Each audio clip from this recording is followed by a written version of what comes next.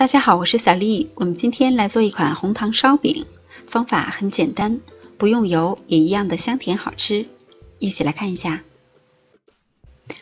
在大碗中准备300克面粉，加入3克酵母、5克白糖，先把它搅匀，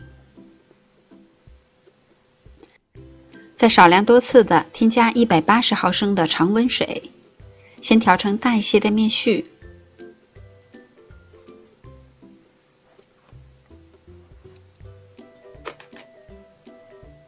然后下手揉成面团，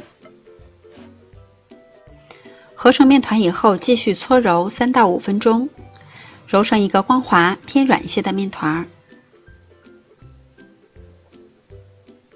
然后在案板上铺少许的面粉防粘，把面团盖好，醒面10分钟。我们来调一下糖馅儿，在碗中加入2大勺红糖。再加入半勺面粉，调匀备用。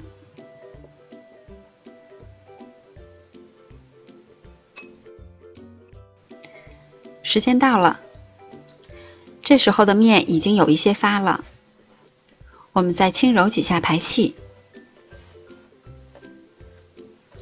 揉好了以后，直接搓成长条，再分成大小均匀的剂子。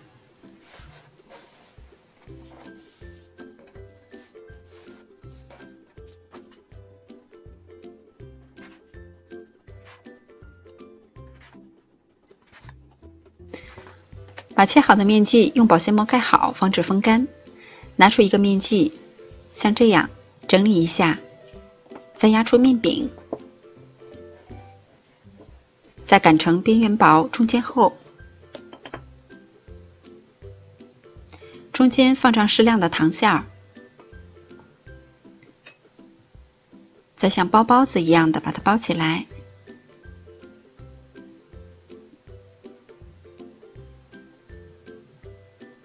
一定要把口封好，防止漏糖。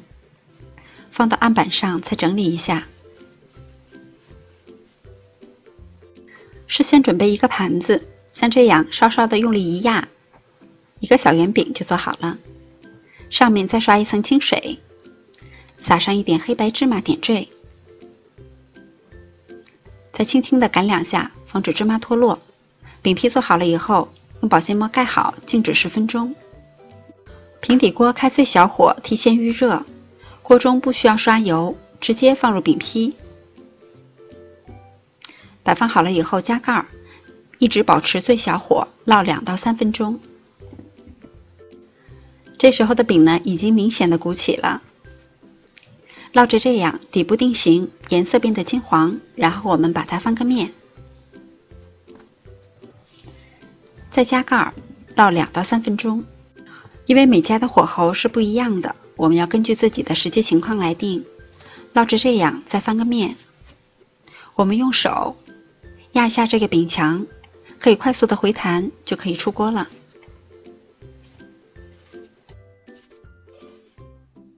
我们可以看到这个红糖烧饼启发的非常好，胖鼓鼓的，口感非常的暄软。